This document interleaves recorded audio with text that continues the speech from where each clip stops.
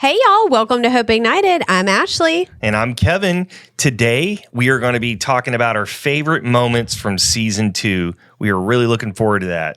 It's going to be a great recap. We're going to talk about some funny moments, some inspirational moments. It's going to be a really great recap episode. I hope you guys enjoy.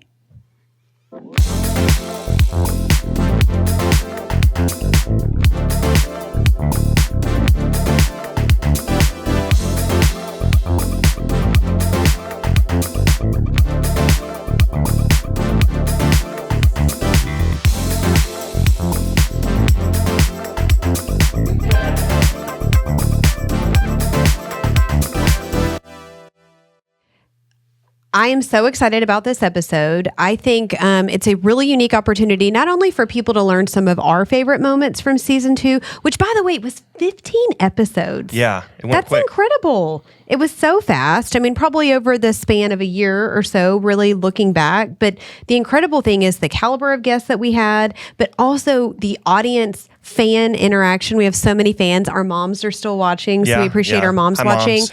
One of the things that we kept hearing from people across social media channels was just, why are y'all really that funny? Why is it funny? Why? I hear that all the time. How, Kevin, you're the funniest person I've ever, and handsome too. You have never heard that from me. You can't believe how many. I probably get 50 comments a day about that things kind of I've thing, never right? said out and loud. I just have to tell everybody just enough to make my ego. No. Manti Te'o's girlfriend is the one giving you those compliments. Wow, that's a deep cut right there. You guys can Google that. Yeah, Google it. Ask Jeeves. But today we're going to do a little bit of like navel gazing, as they call it, where you're kind of pondering your own existence. You're going to be thinking about what is a navel gaze? Navel gazing. We're learning all kinds of stuff. Navel gazing. Have you ever heard it before? You made that up. No. It's like when a person's real introspective. They talk about it in music. Stop using big words. Introspective. A shy person. So they just look at navel. They think about themselves. Like it's when you're just sort of like thinking about your own life and that kind of thing and pondering yourself. We're talking to guests. We're having a good time, with guests and stuff like that. Today we're just gonna like talk a little bit about the show and like maybe pull back a little bit of the kind of our thought process and what we think, and maybe answer some questions that people have had about the show. I think it's kind of odd. I mean, honestly, like, we're going to get into this in a minute, but, for one thing, we work for a breast cancer charity. We work for the National Breast Cancer Foundation. Mm-hmm. And so that's a strange premise to start off with, that you're going to have a podcast and you don't even mention that it's about breast cancer. It's not the logo of our organization is not even on the screen behind us. And but again, we'll talk about that in a minute. But I think that we want to talk a little bit about, like, maybe, for instance, why do we try to be funny? Like, why are we trying to? I don't try. I just am funny. Yeah. Why are you not putting that? Oh, okay. Actually, that's interesting, because a lot of the situation that I'm in, I find myself when I'm public speaking, is that people are surprised when I crack a joke because they think I'm supposed to be somber. I'm supposed to be wearing a lab coat. Yeah. Because I represent a breast cancer They expect you to be gazing at your navel all the time. No, I think that it's really important. And if you guys remember our episode with Jana and Second City, there's something about humor and hope and the levity that it provides when it's a very challenging thing. And to your point, this is not a breast cancer podcast, but we do work at National Breast Cancer Foundation. We're both very proud to do that. It can be a heavy job when you're in it all the time. And we really thought that this was a unique outlet where we could bring hope to people and honestly showcase a different side of ourselves. Because to your point, so much of what we deal with is very serious. It can be very heavy, and it's really important, life-changing, world-changing work that we do. And this kind of is an outlet for us to be able to showcase a different part of our personalities, to bring thought leaders into this space, just to bring joy to people. Yeah, this organization, if you came to NBCF and you actually walked in the front door, you would feel, I think people all say they feel a lot of hope, they feel joy, they feel very welcomed. There's music playing a lot, and so that can be surprising to people. Like, for instance, when we do our Hope Kit packing parties in NBCF, Hope Kits are a box that we give to cancer patients. They're filled with amazing products that our sponsors donate to us, like lotions and socks and things that would mean a lot to a cancer patient. And so what we do is we bring all that stuff in. We have a really cool, we call them packing parties, where our volunteers will basically get together and assemble those and write a personal thank you note or personal note, for the person who's going to receive it. And we started realizing early on that, when you play a little music in the background, kind of people appreciate that. They have a little bit better time. Shout out DJ Dougie Fresh. Yeah, DJ Doug, who we'll talk about in a little bit. Yeah. But that was the starting point for that. We're like, is it okay if we play some music? And then, okay, can we put a little dance? Oh, can we decorate a little bit? Yeah. And then it's turned into full-blown costume parties. And themes, it's wild. Incredible 90s themed parties. Snacks, themed decor, themed invites, themed stickers, themed giveaways. It's an experience. Yeah. So the people that come and do that, when they leave, they are shocked. They're shocked. They're like, I didn't expect I was going to have a good time volunteering at an event. A lot like our podcast. Right. I didn't think I was going to have a good time talking about navels. Yeah, but I did. Here's the thing. We have heard from people that are our friends. So this is not blowing smoke. This isn't some paid endorsement. There are people that are chiming in and saying, 2 unique things happened to me whenever I watched your podcast today. I learned something about you that I didn't know. And I've known you for over a decade, which was really cool. I think there's something about this mic and this space and this studio that allows us to come alive, right? It allows us to be vulnerable. But then the other thing is I laughed. People are telling us they're just having a good time, and then it's not a self-serving thing where we just think we're hilarious. We know we are, but it's cool to hear it. It's cool to hear that we're bringing joy to people, and in a very unconventional way. And then also, we would be remiss if we didn't say it is a win because the studio is in our headquarters, and while not every guest comes in studio, I would say about 80% of them do. It's a really cool opportunity for us to then go tour them and show them more about NBCF and who we are and what we do. And if it's a fit and if there's a cause connection there or a mission focused moment, great. But that's not always the case. And that's cool too, Yeah. And the nature of what we do, because of working in a national capacity, we work as a cause, that resonates with so many people. We have a lot of celebrities who we have kind of circled in their orbit and that we work with. And one of the things that we've struggled with over the years as an organization is how do we engage them where they are? For instance, you take someone like Darren Woodson, who was one of my favorite guests from the previous season here, and amazing, famous football player. And it's challenging for a man sometimes to talk about this subject and to figure out how to fit in because it's impacting, but he can't sit there and talk about breast cancer, maybe necessarily from I personally experienced this, like my wife went through it or whatever. And so they feel like they don't have a way to help or a way to weigh in. And I think what we started realizing when we were tinkering around with this a couple of years ago was we need to find a way for people to be able to where we can talk to these celebrities and talk to these thought leaders and engage them deeper into the organization without them feeling like, oh, I don't have anything to say. For sure. So the podcast has been an amazing opportunity for us to kind of have these conversations and just to sit down, and podcasts are the future because where it's coming from is authenticity. That's what people crave. Yeah.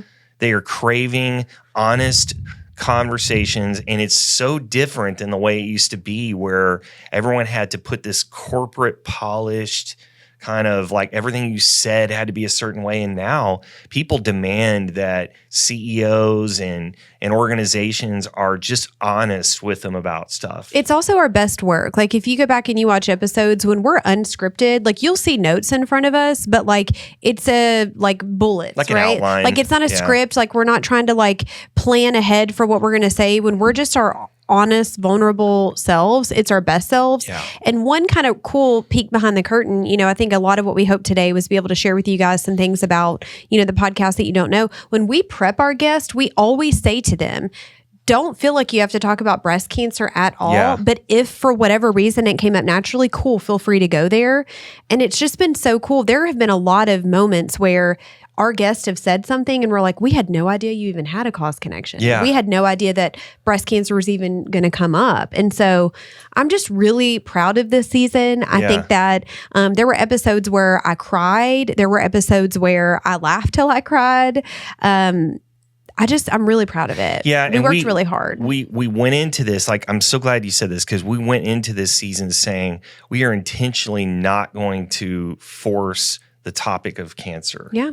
And because it is such a heavy subject and it hits people so hard in the heart. Yeah. And, to give people the space, I think it's like you're saying, we're going to laugh, we're going to have a good time, but hey, guest, you just talk to us, and it's like something will come over people and they get inspired in that moment. They realize I have a chance to kind of tap into something and share something, and inevitably it will come out. Yeah. And I love that because that's where it's organic. Yeah. It's authentic. And that's how I think any organization should strive to create an environment where you can talk about a really challenging, heavy subject and it not be this heavy-handed, forced marketing lingo. Couldn't agree more. And our organization, one of the core values that we have at NBCF is that we lead out with positive. Like we're very positive in our marketing. And let me tell you where that comes from. That comes from the women who are going through breast cancer. They want to hear positive, inspiring stories. They want to laugh. Yeah. I mean, when someone has been diagnosed with breast cancer, they're not. It's not like they cease to exist. All their hobbies and interests go away. They're still the same person. So they want to talk about all those other things, like whatever their subjects are. They want to laugh. Yeah. Good Lord. I mean, Lord knows more than anything, someone just wants to laugh and have something positive to think about if they just went through chemo. Can you imagine sitting in a chemo chair and it's a very trying time in your life and you are just looking for this next thing where you can like escape? And you learn about a porcupine shell. Yes. Okay. Good segment. A segue. Let's talk about our favorite funny moments from the season. Now, we did not agree on, we didn't collaborate ahead of time. We probably won't agree say. on it, to be honest. So, like, it was just kind of like, okay, you write down a couple, I'll write down a couple. We had our I don't know yours, say. You don't know mine. Yeah. Neither one of us knows what the other, can I go first? Yes. So, Ashley's going to give her, we're going to do two of them here each, and Ashley's going to give hers. Okay. So, my first moment, do you remember when we did self-portraits with lipstick? Yes. Let's go ahead and roll that really quick. All right. Here we go, world. Hi. Howdy, y'all. I'm Ashley Miller. I ended up a couple features I went for. I wanted to get the long hair and long long lashes. The one thing I made sure I got right was the tiniest legs possible. Legs ratio to body. That. So I made you very short. Notice the leg ratio to your head. You can fit 8 legs vertically challenged. The length of your head. I look like the snake lady with the snake hair. But I mean, it could be worse, right? I mean, all right. Here she is. What? What? I'm so offended. This is worse than the little kid telling me I had a huge nose when I was a little kid. Look how big your muscles are. Look at those Those biceps. are not muscles. That's leprosy. Need I say more? Was that not one of the funniest things ever? You literally had a disease. Thanks to me. Where are those, by the way? We kept them up on the shelf for a little bit. They are in the Museum of Modern Art. Yeah. I love how we both went very different directions with that. Yeah, they're in the dumpster. One of them Richardson. One of them is on display, and the other one's like in the Picasso section where people are like, "What is it?" We'll let you decide which one that is. Yeah, TBD. I think anytime you have me try to draw something, it's going to go awry. Although I will contest, I will say that I think I won that. Yeah. Would you say I won that? Like, sure. I mean, right? No. Do I get an award for mine? Yeah, A for effort. Yeah. Well, anyway, I love that. That was fun. It should be E for effort, but and we love Catherine. Shout out to Catherine Mason, the artist. That was so she moved fun. up to New York. We got to see her in New York, which was wild. A whole nother full circle moment. Okay, you go. I want to hear one of yours. All right. So we had done a episode with the great Taylor Red, the triplets out of Tennessee that are breaking the internet with all their amazing ideas. And we went ahead and did one of their ideas. We tried to replicate that. And it was the What's in the Box. Well, we're going to do the old guess what's in the box game. Ashley and I are both going to go ahead and put our hands in the box. We don't know what it is. Our producer, Doug, has selected some sketchy stuff, presumably. Sketchy, that's for sure. We don't know. It could be anything. It could be live animals. But anyway, we're going to go through a few of them and take our guess, write it down on a white board, and see how close we get. Basically, we're going to try to beat Doug at this. I bet we can guess it. Okay, so here we go. First one. Oh, shoot. Stop it. Stop. Oh, that better not be. You can't. Stop. Is it a turtle shell? I feel a face. A turtle it's not a shell. snapping turtle, is it? From Mario Kart? What kind of turtle shell have you been I don't know. feeling? It felt like a tortoise shell. What is That's this? a foot. No, I know. I don't know how to spell the word, so I'll just say mine. Okay, here we go. You go first. 1, 2, 3. A porcupine shell. I know there's a C and a U and a bunch of P's. Did you say porcupine? This is short for porcupine. Okay.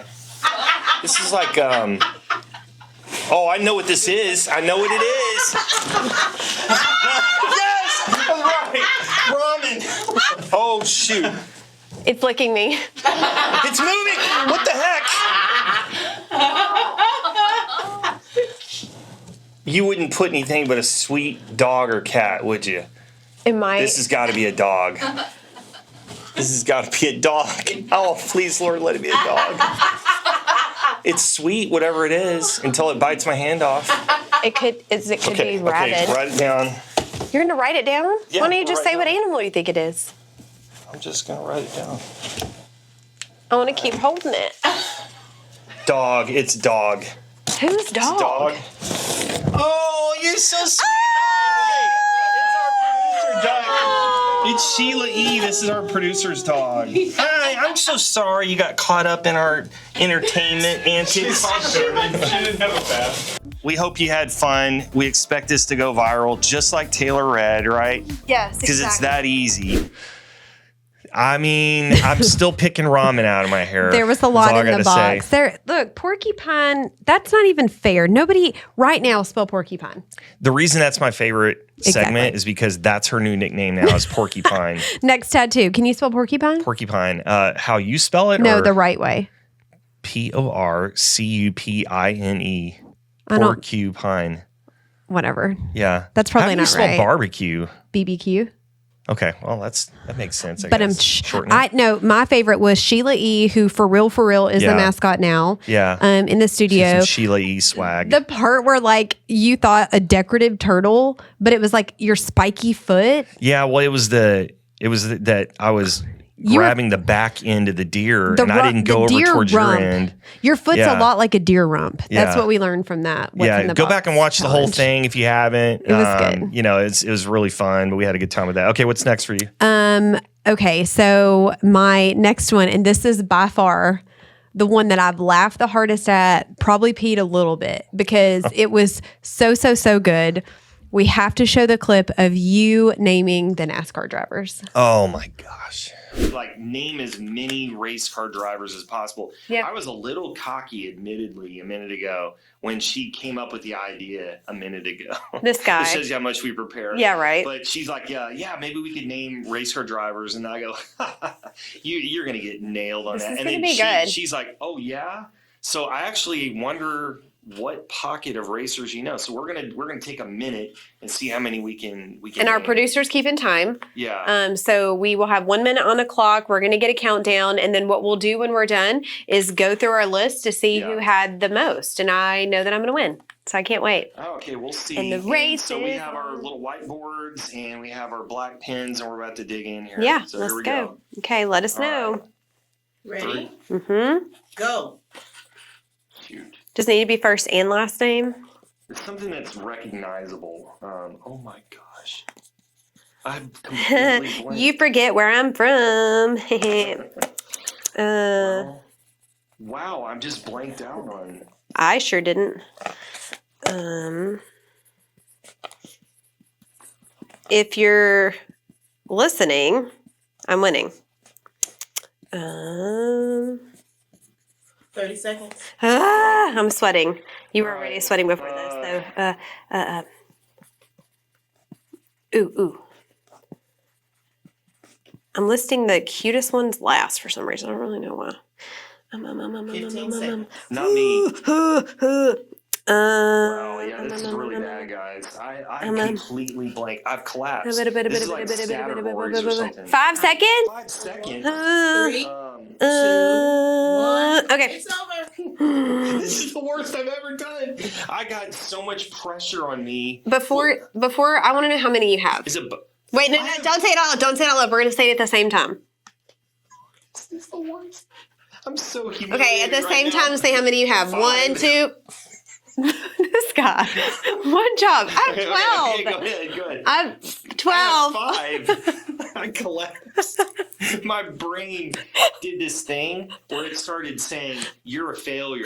You're a failure." And it I'm going to pray for you. I know. I need to go to counseling after Oh, this. my gosh. So I just Okay, shut down. I don't know if think any of these are real.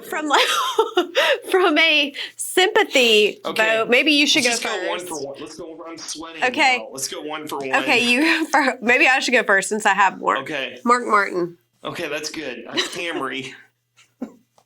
Camry, since we just talked about her. I should have thought about our Somewhere, guest. okay, you're gonna know right when my wheels flew off. Okay. Right when I Wow, touched but the I'm hot clutch. okay. Yeah, okay. Okay, who's next? Terry Labonte. Okay, that's good. I know his brother, and I didn't even think of his name. Bobby Labonte. Bobby. Bobby Labonte. I always, my whole life said Bobbity Bobbity. Bobby, blah. Okay. Jeff Gordon. Ooh, don't. Okay, that's I the did last not like real one I him. have. Okay, Bobby Labonte. Bob, did you write Bobby after Sure Terry? did. Bobby, yeah. Wow. Aren't they dad and son? Brother and brother. Yeah. Cousins. No, they're brothers. They're- They're brothers. it's NASCAR, they're cousins. When I worked at Okay. Interstate Batteries, he was the guy. I have all this.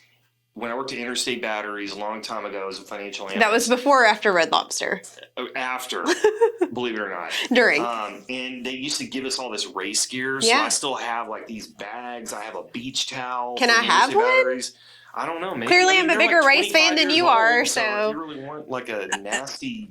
Don't think Interstate I don't. Batteries That was bucket back when hat. Kevin knew a little bit about racing. Okay, Yeah. you're next. Oh, AJ Floyd.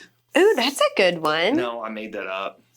It sounds like You're gonna a. see a pattern here. It sounds like the when It's Reba A. was I in was Little thinking, Rascals. AJ. No, I was thinking AJ Floyd, Foyt, or the Foyts or something like that. This is going well. Wow. Okay, go ahead. Dale Earnhardt. Good. Buddy Bobby.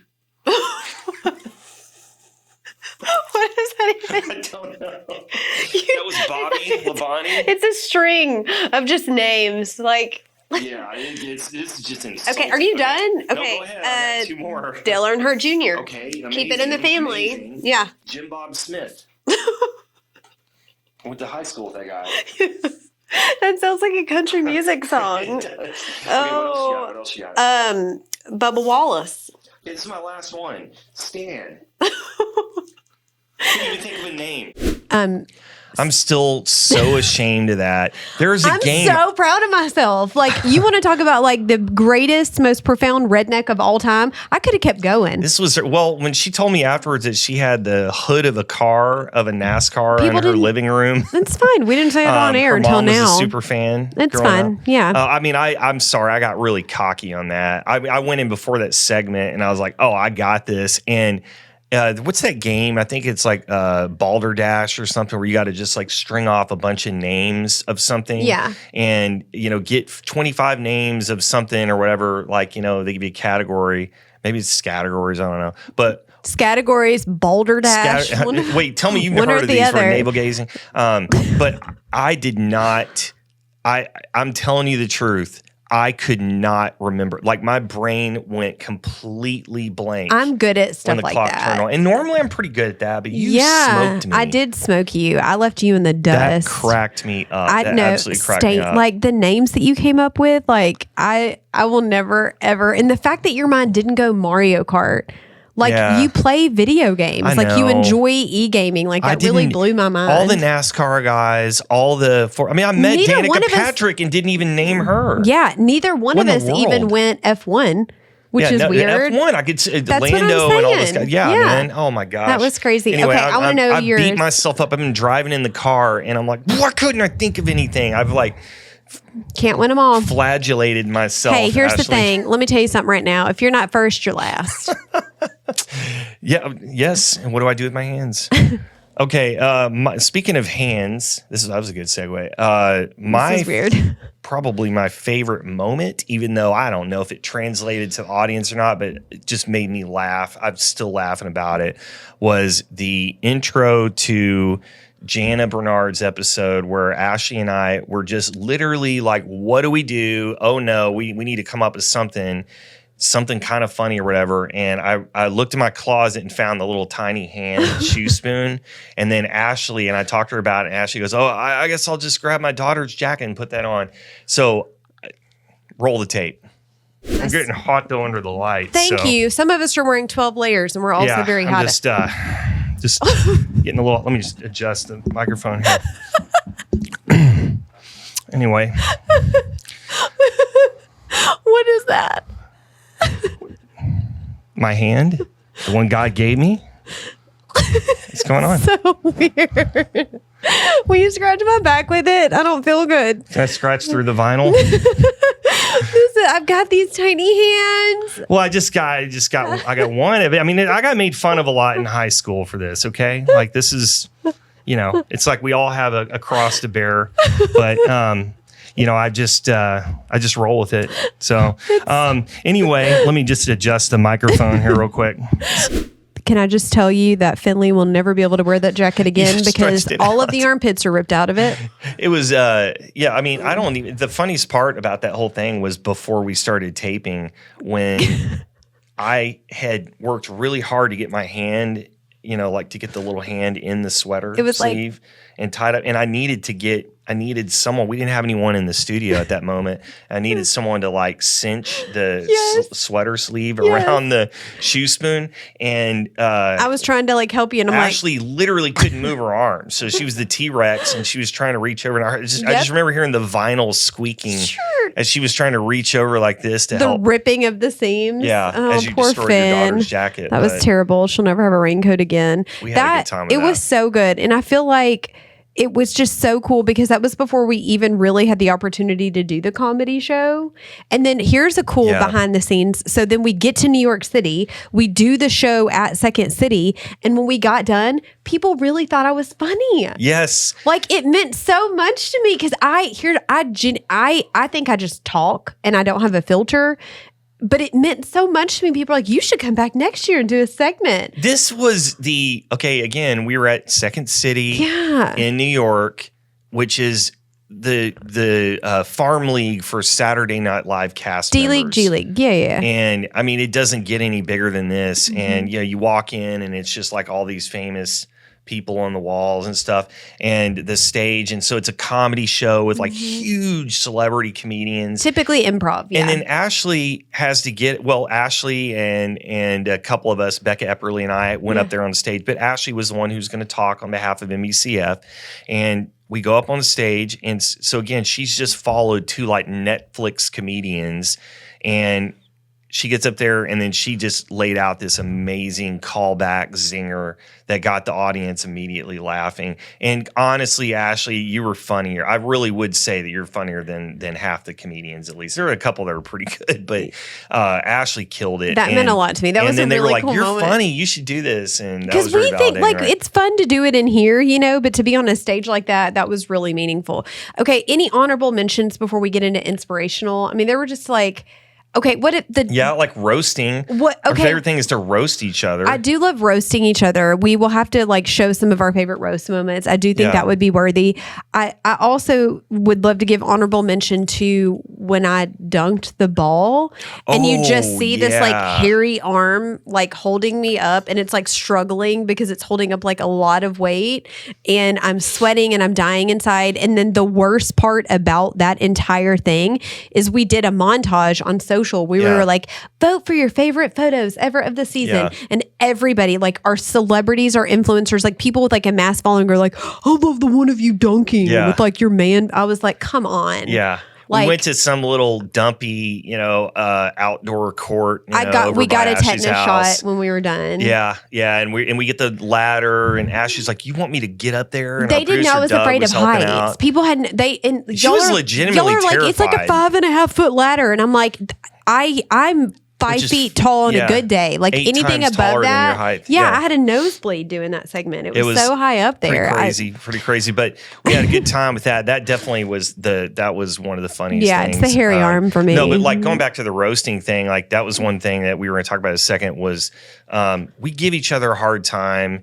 We got a couple jokes that we make. Like for instance, I make short jokes about Ashley. I make jokes about her being from Louisiana. I make jokes about my co-host Powder. Yeah, she talks about me being super white, old, father time kind of jokes. If you're in that group and you've ever been offended by one of our jokes, we're sorry. We're not trying to hurt your feelings. We're literally just they're just jokes. We're having a good time. Yeah. But it's not that deep. It's my favorite thing. Like I actually like it more when Ashley's roasting me. Like it's funny. I like being roasted by her. Say less. And because then I get to get you back. Yeah. So no, that's fair. we have a good that's time fair. with it. Okay, we should talk about some inspirational moments. Yeah. You want to talk like the best thing to me, again, I've said this and I'll say it again about this show, is that you can be crying one moment and laughing the next, which means that we've accomplished our mission of igniting hope in you. My favorite inspirational moment was hearing the Rogers brothers talk about the end of their dad's journey. Let's go ahead and show that clip now. I want to tell you my favorite story about Quan Lee, my brother. Yeah. Okay. So in our family, we use humor. Our dad was a joke teller. Like if you bring up microphones, well, he's got 10 microphone jokes. You bring up cameras, he's got 10 camera jokes. He was just one of those old school joke tellers. Could crack the ice at any situation or whatever. And so we use humor probably to deal with everything. And so in 2005, our dad was diagnosed with pancreatic cancer. He died 28 days after diagnosis. 28 days. And the way that it went was it was happening so fast. We wanted our mom to be able to go sleep at home, but every night we wanted someone to stay at the hospital with dad. And so we have another brother as well, Tony, our older brother. I'm the middle, he's the youngest. And we would alternate nights whose night it was their responsibility to stay in dad's room. Mom and everybody else would go home. And so one person slept uncomfortably to be there with dad. Everyone else went and got rest. And we alternated his night, my night, Tony, him, me, Tony. And we'd alternate over those 28 days. And on the day that our dad passed, it was super early, like 6:30 in the morning. And he was on hospice. So they knew he was going to pass. And so I promise this story gets better. When he started to pass, there was no one rushing in to save him because they were trying to make him comfortable as he left. But it was clear something was happening. And I'm running in the hallway going, help, help. And then they come in and they're not really helping because that's not what, anyways. They said, you need to call your family. It's happening right now. And so I'm calling Jonathan, Tony, our mom saying, hey, guys, get up here, get up here. They think he's about to pass. And so when he passed, I was holding his hand by myself. And I was just bawling, obviously. And everyone got there and they rushed in. And everyone went right to my dad's bedside and everybody's devastated. This dude comes straight to me. And I'm bawling. And he says the only thing that could ever get me to stop crying. Like when you really know someone and you know what to do, and it's the best thing anyone's ever told me. So he gives me a hug and he whispers in my ear, never would have happened on my watch. Stop it. Stop it. Man, that's a brother for you right It's a brother, there. right? And it's like, just throw the stick in the spokes of your emotional moment.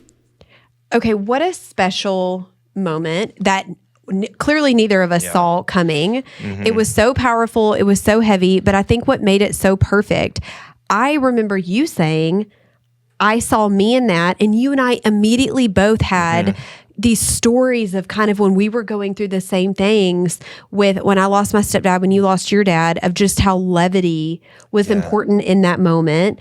But it was also just such a unique thing to hear about Ben and Jonathan's relationship and that season of their life. Like they're just so happy and they're comedians and they're just like full of joy and full of life. And so it was really cool to see that vulnerable moment and to be able to relate to it. Right. I think the thought I had was that you got to love people in the way they need to be loved, and as brothers, it was in that moment where Jonathan knew what he needed to say to lift Ben's spirits. Yeah, and that's exactly what.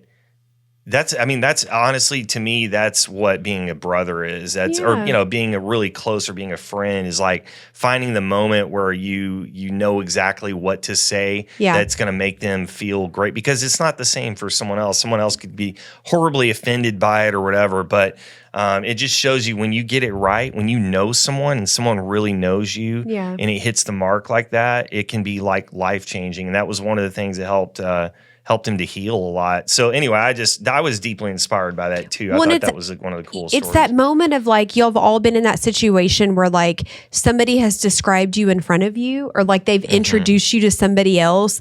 I think it was a really cool moment to see like Ben do that for Jonathan and Jonathan do that for Ben.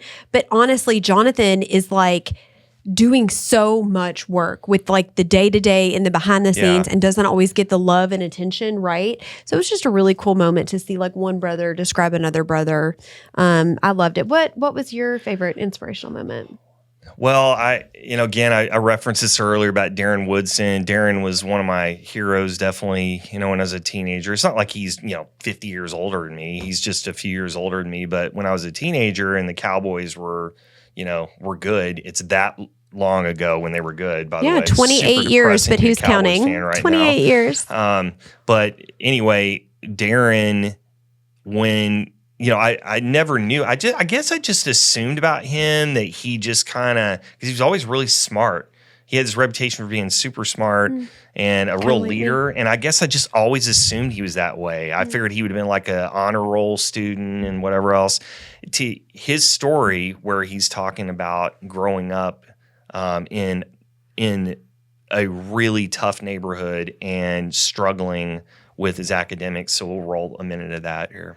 College football was the first time. So when I was in high school, going into college, it was the first time I had any type of adversity that I had to overcome. I was what they called a Prop 48. So I was getting recruited by everyone in the country, and specifically in the Pac-10.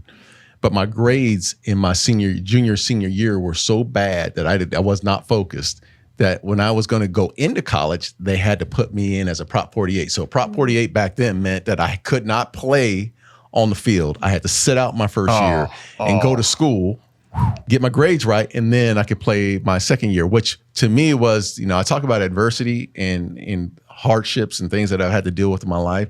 It was the embarrassment of knowing that I was a better student than what I was showing.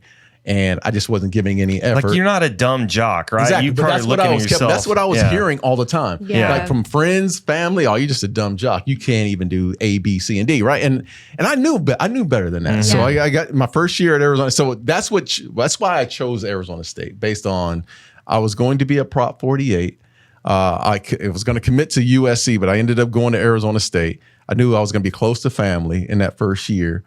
And my focus was, how do I get my grades right? And my first year, straight A's. And then I ended up playing. But it was the adversity came in the fact of I was going through the embarrassment. I couldn't be around football for the first time. And I really got hyper-focused on academics. I really did. But then it also showed me another life outside of just football. There were other things. I was meeting people during the football season. They were coming from different backgrounds. And I think as a whole, it made me a better person. For sure. Having to go through that. Wow.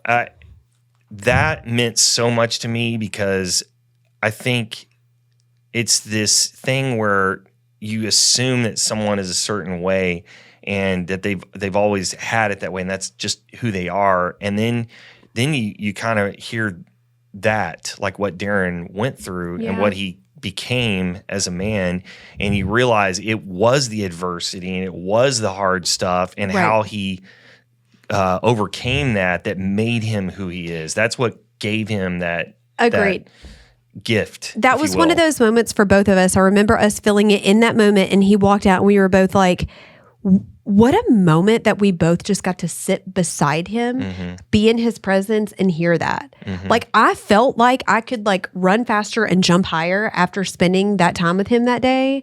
I couldn't agree more. As a Saints fan who beat the Cowboys, as a reminder this year, demolished them actually, I would agree that that's one of my favorite inspirational moments. Well, like it was a great incredible. human being who accomplishes a lot of things, and those are the kind of people we should be listening to. Lord knows we hear some, we give a platform to so many weirdos and just these kind of vapid celebrities that don't have anything to say. And they're just spewing. I mean, one of my favorite, I'm gonna get in trouble for saying this, but that's why it's funny.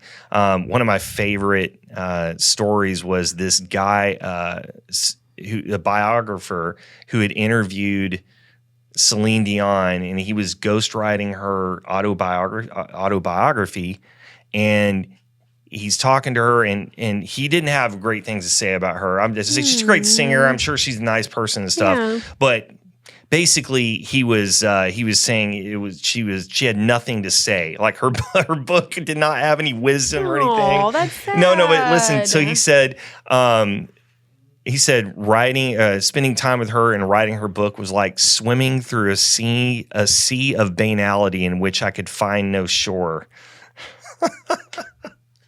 I love that. Banality.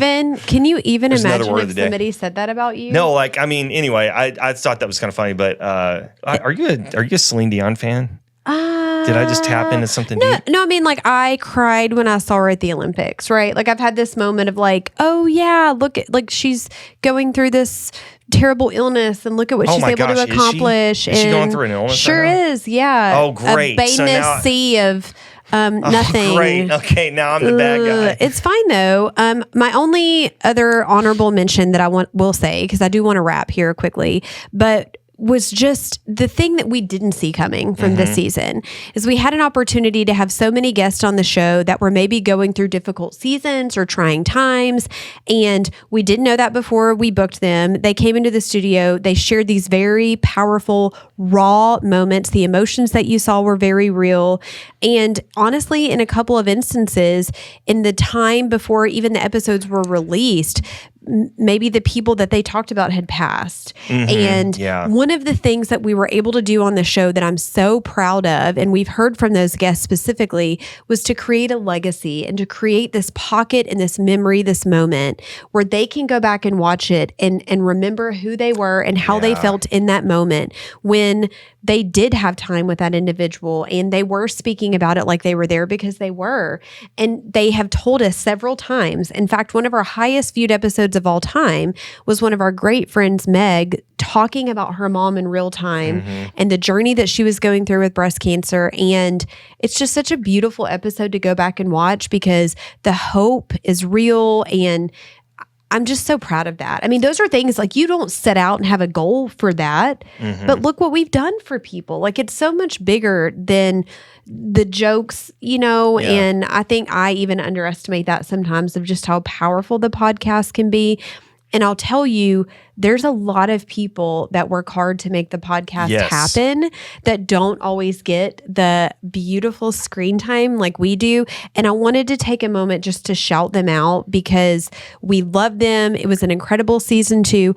We do have cool things coming up for season 3. Yeah. We're in holiday season here.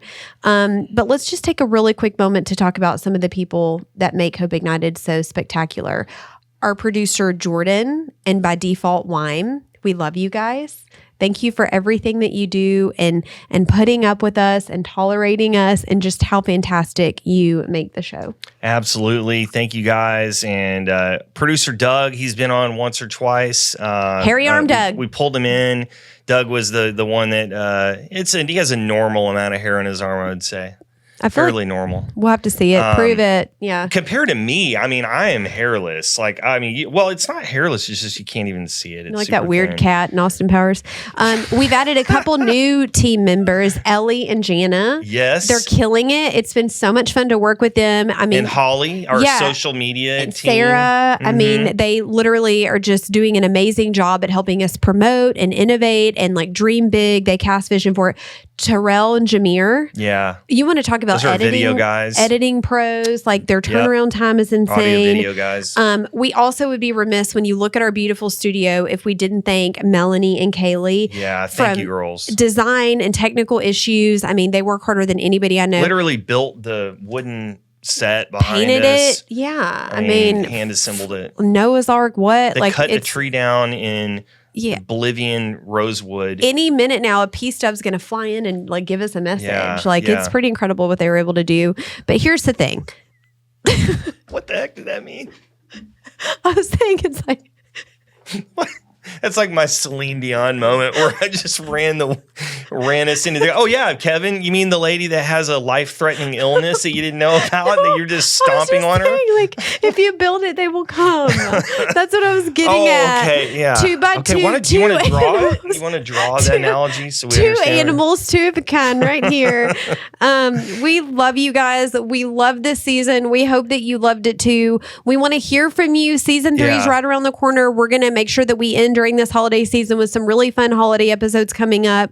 But season 3 is right around the corner. And I'm here to say, even though season 2 is great, the next season is going to be our best season. It is. I mean, we love having celebrities and, people like that. There's big names and they draw a lot of views and all that. But, what we're really interested in and what we really love is just, again, is people who are inspirational. And when you go back and you look at that roster of names of guests that have been on there, they're inspirational in so many different ways. So that's what we're really seeking for. Thank you for being patient. I know there's some times where maybe the subject, it doesn't have anything to do with anything you're interested in per se. Maybe there's times when Kevin just isn't funny. Or I'm just not funny. Yeah. Or Ashley, derails us with a terrible analogy. Exactly, from the Bible, though. You stick with us. Yeah. We love you guys. We appreciate you guys. And we're looking forward to a next best season. Yeah. So thanks for tuning in today. And stay tuned. We have a very special episode to wrap the year up. It's going to be coming up here in a couple weeks. It's a Christmas episode. We've got some fun things planned. You're going to want to see that. So I love it. We'll see you guys soon on Hope Ignited.